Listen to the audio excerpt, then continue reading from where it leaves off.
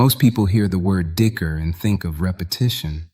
They imagine beads sliding through fingers, lips mumbling praises, a rhythm of devotion. But for Ibn Arabi, this was never the real meaning. He believed Dhikr was not something you did, but something you entered. He wrote, Dhikr is the gate to unveiling. It is the breath of the soul when it remembers its origin. Imagine this. Every divine name is not just a title. It's a frequency, a doorway, a mirror. When you utter it, your heart doesn't just repeat. It vibrates. It realigns. It starts to glow with a remembrance that is older than your birth. You see, we've been taught to repeat Subhanallah, Alhamdulillah, Allahu Akbar. And yes, they are beautiful, but most of us say them the way we scroll our phones, quickly, unconsciously, without presence. Ibn Arabi would say, Dhikr without presence is a body without a soul. So tonight, I invite you to do something different, not just to say 5 sacred phrases, but to enter them, to wear them like a cloak, to feel their weight, their scent, their color in your chest. These aren't 5 random dhikrs, these are 5 keys Ibn Arabi hinted at, to unlock your inner heart, your hidden states, and to dissolve the walls between you and the divine. Before we begin, pause, silence the world. Close the tabs in your mind, and remember, you're not just reciting sounds, you're stepping into sacred memory. In the path of spiritual awakening, everyone reaches a point where things feel stuck. You pray, but the answer feels distant. You try, but doors stay closed. It feels like the universe has turned its face from you. That's when Ibn Arabi introduces us to one of the most sacred names.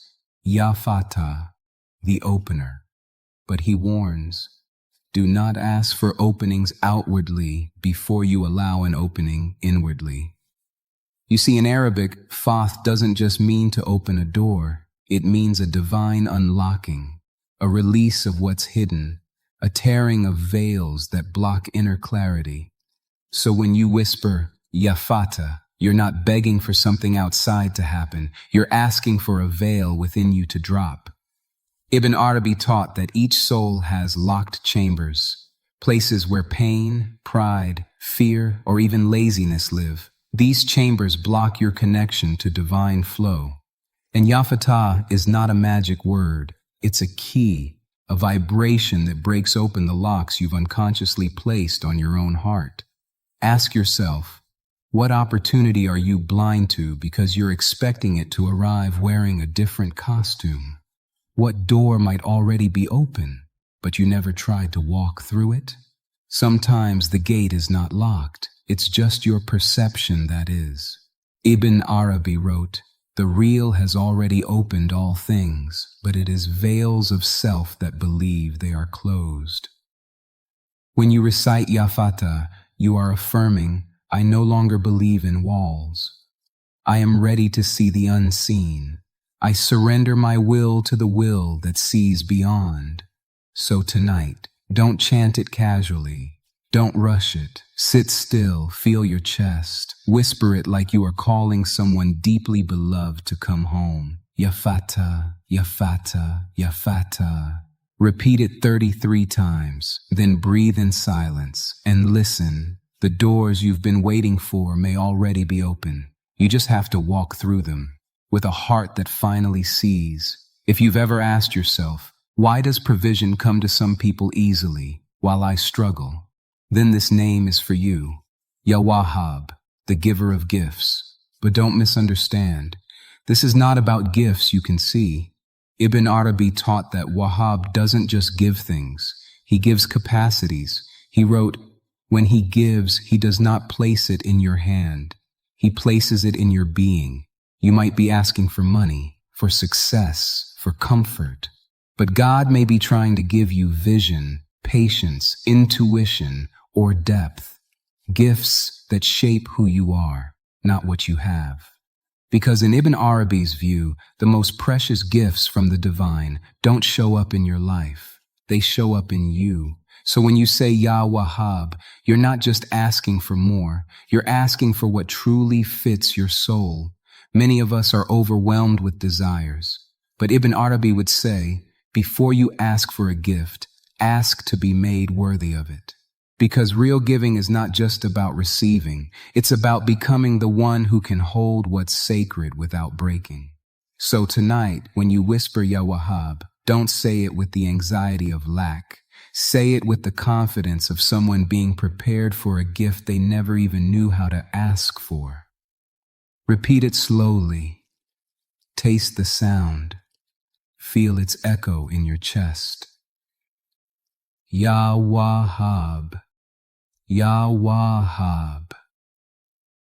Maybe you'll notice a shift, not in your circumstances, but in your capacity to carry what's already on its way.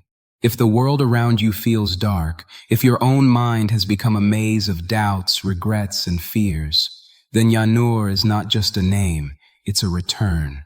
Ya Nur, the light. Most people think of light as something that comes from outside, but Ibn Arabi saw divine light as something you were made from. He wrote, "The light of God is not cast upon you, it is awakened within you, and that awakening is the meaning of Dhikr." So when you whisper Ya Nur, you're not asking for a light to arrive. You're asking for a veil to be lifted. You're saying, I am ready to stop searching outside because the glow I seek has always been inside. In darkness, it's not that the light is gone. It's just that we've closed our eyes to it. And sometimes we even fear it, because the light shows us not only the beauty, but also the wounds, the shadows, the parts of ourselves we've buried. But Ya Nur is gentle. It reveals slowly, with mercy. It doesn't expose to shame you, it exposes to heal you. When you repeat Ya Nur, you're calling the divine spotlight back onto your path, your decisions, your heart. You're telling God, I want to see clearly. Even if it hurts at first, even if it changes everything. Say it tonight like a lamp in your hands, lighting the steps ahead, but also illuminating the rooms inside you that you've left in the dark for too long. Ya Nur, Ya Nur, Ya Nur. Repeat it 33 times.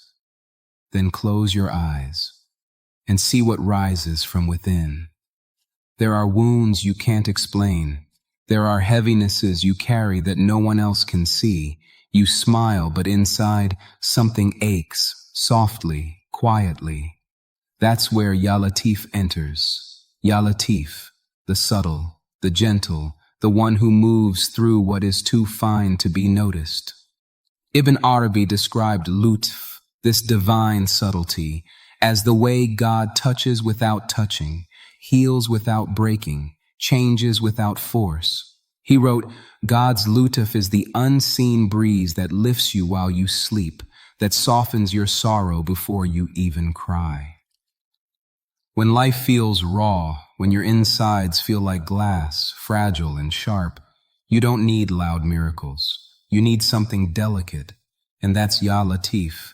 It's the Dhikr of those who've been through quiet suffering, the ones who don't scream in pain, but ache with dignity. When you say Ya Latif, you're inviting divine mercy to touch your sorrow from the inside, to mend what no human hand could reach.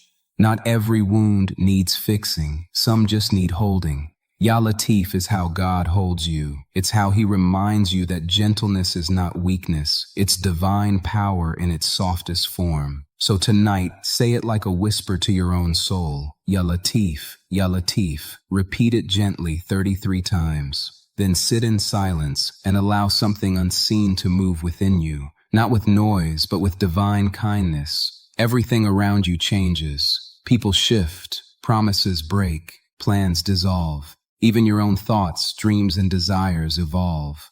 In a world built on impermanence, what do you hold on to? For Ibn Arabi, there was one unshakable center. Ya Haq, the truth. But this truth isn't just a fact or a belief. It's reality itself. It's the divine presence that never fades, never lies, never dies. He wrote, Haq is the only certainty that cannot be veiled. When all forms fall, only the Haq remains. So what happens when you say, Ya Haq? You begin to root yourself not in your thoughts, not in your fears, but in the only thing that cannot be taken from you. You begin to remember that you are not your pain, you are not your mistakes, you are not even your story. You are a reflection of the Haq, and returning to that knowing is the goal of every spiritual path. When you say Ya Haq, you are declaring, I surrender my illusion.